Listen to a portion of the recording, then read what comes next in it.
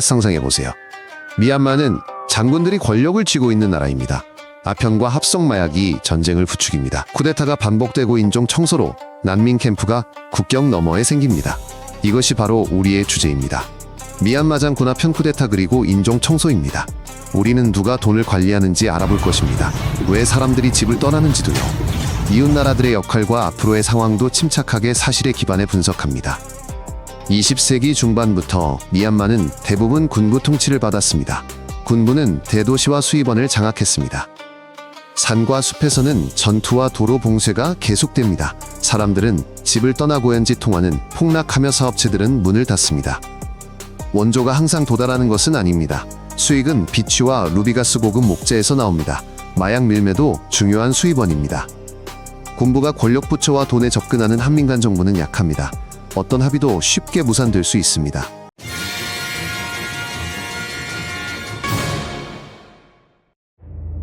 미얀마는 인도, 중국, 태국 사이에 있으며 긴 해안선을 가지고 있습니다. 내륙에는 산과 험준한 숲이 많아 정부가 도로를 건설하고 질서를 유지하기 어렵습니다. 영국 통치 시절 항구와 철도가 생겼지만 한 나라 안에 다양한 민족과 이해관계가 남았습니다. 식민 지배자들이 떠난 후 권력과 자원을 위한 싸움이 시작되었습니다. 국가는 사회 기반 시설을 물려받았지만 모두에게 명확하고 공통된 규칙은 얻지 못했습니다. 미얀마는 독립 후 몇 년 만에 내윈이 이끄는 군부가 정권을 잡고 사회주의의 길을 선언했습니다. 사기업은 해체되고 외국 기업은 철수했으며 가격과 무역은 국가기구가 결정했습니다. 공장은 문을 닫고 선반은 텅 비었으며 나라는 사실상 고립되었습니다. 사람들은 가난해졌고 군대는 경제 기반을 강화했습니다. 이 시기는 취약한 제도와 무력으로 분쟁을 해결하는 관습을 남겼습니다. 나중에 시장을 개방하기 시작했을 때도 군부 권력에 대한 의존은 사라지지 않았습니다. 미얀마 군부는 단순한 군대가 아닙니다. 기업은행 건설 네트워크도 운영합니다. 헌법으로 군부는 의회 의석과 국방내무부 장관직을 확보했습니다. 민간 정치인들이 권한을 확대하려 하면 군부가 개입하여 정권을 장악합니다. 쿠데타는 흔한 수단이 되었습니다. 법원과 선거 규정도 군부의 이익을 대변합니다. 따라서 공정한 선거도 변화를 보장하지 못합니다. 군부의 영향력을 약화하려는 시도는 체포와 금지로 이어집니다. 80년대 후반 미얀마 주요 도시에서 시위가 발생했고 잔혹하게 진압되었습니다. 2007년에는 불교 승려들이 거리로 나섰고 당국은 다시 무력을 썼습니다. 이 사건들은 사회가 저항할 준비가 됐고 군은 어떤 대가로든 권력을 지킬 준비가 됐음을 보여주었습니다. 그 후로 대규모 시위는 종종 체포와 통신 차단과 함께 진행되었습니다. 국민과 공권력 간의 불신은 여전히 깊습니다.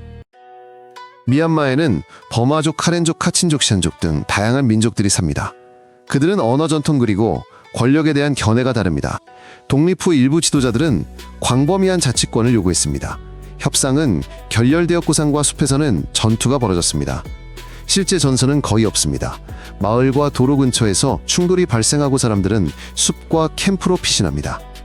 수년간의 전쟁은 학교, 병원, 도로 건설을 방해합니다. 이는 공동체를 불법 소득과 상납 금징수로 내몰고 있습니다. 미얀마 북동부 산악지대는 골든 트라이앵글의 일부입니다. 그곳에서는 오래전부터 아편용 양귀비를 재배했습니다. 이후 필로폰 등 합성 마약 제조 시설이 생겨났습니다. 이는 막대한 돈과 체계적인 유통망을 의미합니다. 시약과 경로, 보호국경의 인력이 필요합니다. 부패한 공무원과 무장단체들이 이 수입의 일부를 가져갑니다. 국가가 약하고 전쟁이 계속되는 한 유통망을 차단하기 어렵습니다. 마약은 주변국 시장으로 흘러갑니다. 현지에서는 이 수입에 대한 의존도가 높아지고 있습니다. 미얀마에서는 비취루비가스값 비싼 나무가 큰 돈을 벌어줍니다. 채굴과 거래는 군부 및 그 측근 관련 단체가 자주 주도합니다. 그들이 허가와 계약을 따내고 파괴된 비탈과 오염은 주민들의 몫이 됩니다. 도로나 학교는 느리게 생기고 투명성은 부족합니다. 광산 수팡고를 통제하여 군부는 의회 통제 없이 자금을 얻습니다. 이로써 경제적 기반은 정치 권력을 지탱하고 사람들을 강압적인 세력에 더욱 의존하게 만듭니다. 아웅산 수찌는 미얀마 평화저항의 상징이자 세계적으로 유명해졌습니다. 기회가 왔을 때 그녀의 당은 선거에서 이겼고 사람들은 더 많은 민간 정부를 기대했습니다. 하지만 헌법은 군부의 국방 관련 부처와 보장된 의석을 남겨두었습니다. 리더의 명성은 서부 지역 무슬림 소수민족 위기 대응으로 크게 영향을 받았습니다. 일부 시민사회와 관찰자들은 더 명확한 인권 보호를 기대했습니다. 하지만 정부의 조치는 소극적이고 모순적이었습니다. 미얀마 서부에는 시민권 지위가 논란인 무슬림 소수민족이 살고 있습니다. 공동체 간의 갈등은 수년간 쌓였습니다. 2000년대 후반부터 공격과 보안군의 보복 작전이 있었습니다. 인권운동가들은 대규모 인권 침해를 기록했습니다. 2017년에 대규모 엑소더스가 발생했습니다. 많은 사람이 국경을 넘어 방글라데시로 피신했습니다. 그곳에는 난민 캠프가 생겨났습니다. 국제기구는 이를 민족 청소로 규정합니다. 시민권과 안전 문제가 해결되지 않으면 사람들의 귀환은 불확실합니다. 2021년 2월 미얀마 군부는 선거 분쟁을 이유로 다시 권력을 장악했습니다.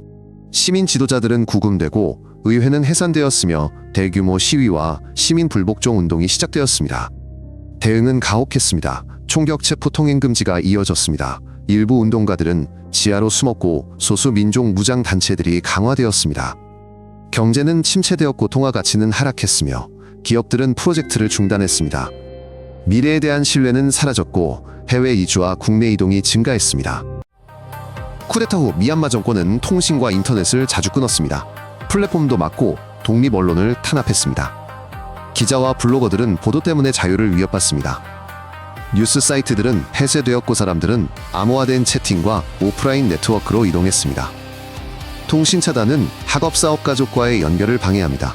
하지만 활동가들은 오해 경로를 찾고 지침과 영상을 공개합니다. 정보 통제는 별개의 전선이 되었습니다. 통신 접근은 안보 조율 생존의 문제입니다. 미얀마 시민운동가 일부가 자경단을 조직했고 기존의 민족무장단체들은 더욱 강해졌습니다. 상업용 드론 수제 장비 경량 무기들이 사용됩니다. 군대는 공습과 기습으로 대응합니다. 지역별 상황은 다릅니다. 대도시는 군대가 장악했고 외곽에서는 게릴라와 지역 행정부가 활동합니다. 전투로 인해 학교는 문을 닫고 다리는 무너지며 농지는 방치됩니다. 협상은 교착 상태입니다. 양측은 서로를 불신하고 영향력과 수입 상실을 두려워합니다. 중국 프로젝트는 미얀마 경제에 중요합니다. 미얀마를 통해 바다에서 중국 남서부로 석유 가스관이 지나고 도로항만 시설도 지어집니다. 베이징은 화물 운송이 차질 없이 이루어져야 합니다. 따라서 중앙정부와 현지 강대 세력 모두와 접촉합니다. 투자는 일자리와 인프라를 제공합니다. 그러나 주민들은 대기업과 권력자들이 주된 이익을 가져간다고 보는 경우가 많습니다. 프로젝트 근처에서 전투가 발생하면 운송 및 건설은 중단됩니다. 미얀마 주민 대다수는 불교를 믿습니다. 무슬림과 다른 소수민족에게 압력을 가하려는 집단들이 있습니다. 이들은 이종결혼과 종교개종을 반대하는 법률을 추진하며 보안군의 강경 노선을 공개적으로 지지합니다. 이는 공동체 간의 관계를 악화시키고 대화를 방해합니다. 종교 지도자들이 정치적 분쟁에 휘말리면 지지자들에게 타협을 설명하기가 더 어려워 지구지역 분쟁은 전국적인 갈등으로 확대됩니다. 미얀마 인접국들과 아세안은 대화와 폭력 감소를 촉구합니다. 5가지 합의가 이루어졌습니다. 폭력 중단 협상, 시작 특사 임명 특사 방문, 보장인 도적, 지원 허용입니다. 일부 국가들은 군부와 관련된 기업 및 단체에 제재를 가했습니다. 유엔과 인권운동가들은 무기 공급 중단을 촉구합니다. 진정한 대화가 시작되고 군부의 불투명한 수입원이 약해져야 기회가 생길 것입니다. 흥미로우셨다면 다음 컨텐츠를 놓치지 않도록 구독해주세요. 저희는 모든 내용을 간결하고 핵심적으로 전달합니다.